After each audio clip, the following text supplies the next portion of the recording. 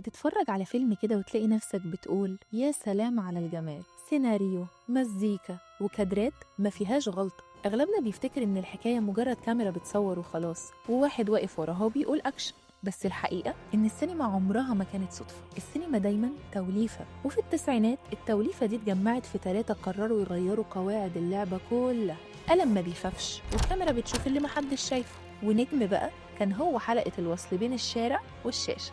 التلاتة دول ما عملوش مجرد أفلام تكسر الدنيا وخلاص، دول عملوا خماسية كانت عاملة زي المدرسة بالظبط، غيرت شكل وعي جيل كامل ومهدت الطريق لكل اللي جه بعدهم في الألفية الجديدة. ولو فاكر إن الاجتماع اللي غير تاريخ السينما المصرية ده وخلطته السحرية اللي لحد دلوقتي لسه عايشة كانت ضربة حظ، فأحب أقولك إن هي محسوبة.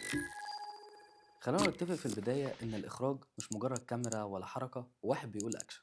الموضوع ليه أبعاد كتير بتكمله في أي عمل، سواء سينما أو دراما أو تلفزيون. صوت وصورة وحركة، وفوق ده في واحد بيتحكم في اللعبة دي وهو المخرج. وعشان صوابعك مش زي بعضها فممكن سيناريو واحد يطلع أكتر من فيلم ومع كذا مخرج مختلف. الحوار هنا بدأ في عصر ديناصورات السينما، مخرجين بمدارس وتوجهات كتير ظهرت في السبعينات والثمانينات زي يوسف شاهين اللي كان مستخدم السينما كأداة للنقد والمواجهة، وعندنا محمد خان اللي شاف إن السينما قادرة تخليك تشوف الشارع صح وحياة الناس ومعاناتها، وده بقى جدع وابن بلد السينما المصرية. ومعاهم في نفس الفترة سمير سيف، محمد عبد العزيز وغيرهم اللي خلى شباب كتير تطلع من بعدهم تتأثر بالشكل والمدرسة اللي بيتبعوها. احنا لو حبينا نحسب بمعادلة بسيطة كده ازاي بقى في فترة التسعينات بالاخص هي اللي شكلت جزء كبير من السينما اللي بنشوف اغلبها دلوقتي، فتعالى اقول لكم ازاي. كلنا عارفين طبعا عادل امام بافلامه ومسلسلاته والكاريزما بتاعته قدام الكاميرا، واسمه لوحده اللي كان كفيل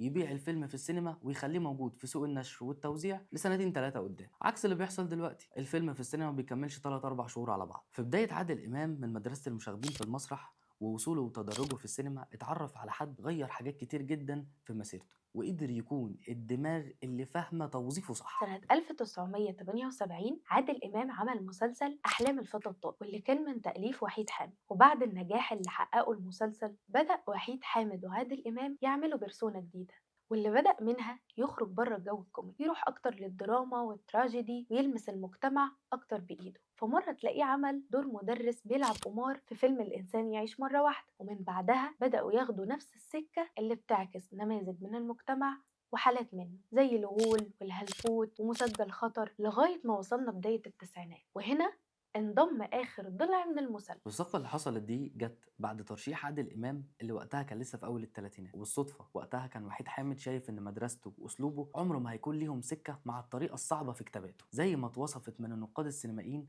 خماسية السينما الوطنية. وخد عندك بقى اللعب مع الكبار، الإرهاب والكباب، المنسي، طيور الظلام، والنوم في العسل، كل ده من إخراج شريف عرفة. ومع الأفلام دي اتعرف الثلاثي ده بتكوينهم سينما جديدة فيها رابطة اجتماعية سياسية وإنسانية، ودي حاجة كانت من الصعب تكون موجودة من قبل كده بالشكل اللي احنا شفناه ده. بس استناني وانا هقول لك سؤال الحلقة، هو ازاي الثلاثي ده قدر يلعب دور في تطوير السينما؟ في نهاية التسعينات وخلاص بعد ما العصر الذهبي للثلاثي عادل إمام ووحيد حامد وشريف عرفة بدأ ينتهي، بدأت السينما تروح في اتجاه الشباب وقتها، وده اللي بقى غير مناسب للوضع الجديد اللي عايزينه. فشفنا وقتها جيل جديد بيظهر، ولكن اللي بيكمل المسيرة هو شريف عرفة لما عمل فيلم الناظر مع علاء ولي الدين الله يرحمه. شفنا بعدها ظهور لأحمد حلمي ومحمد سعد في شخصية الليمبي، وقبلها بسنة كان ظهور محمد هنيدي وأحمد السقا وهاني رمزي ومنى زكي في صعيدي في الجامعة الأمريكية، واللي هيبدأ عرفة يعتمد عليهم بعد كده لحد ما نوصل للفترة الأكثر رعبا وتطورا وارتباطا بجيلنا، وهو ظهور مروان حامد. لحظة واحدة،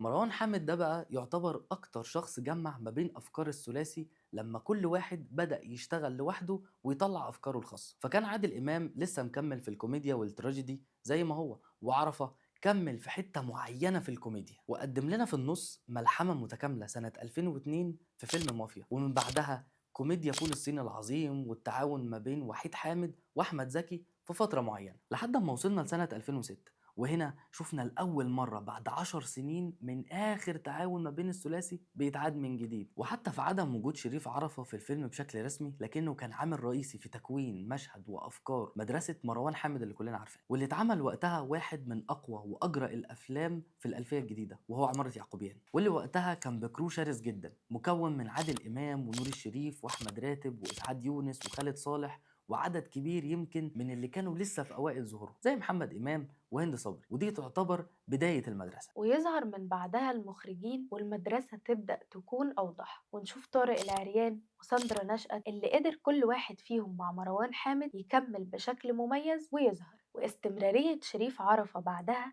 في إخراج أفلام قوية زي جزئين من الجزيرة والكنز وولاد العم. عشان يبقى اجتماع الثلاثي اللي كان عن طريق ترشيح وتفكير ما بينهم وما بين بعضيهم كده يخرج لنا سلسله من الافلام والمخرجين اللي لغايه دلوقتي يعتبر ما شفناش ولا هنشوف في قوتهم ومميزاتهم. وبس كده، من مقابله شريف عرفة ووحيد حامد وعادل امام 5 أفلام غيرت شكل السينما في محسوبة. أنا نورهان. وانا عمر.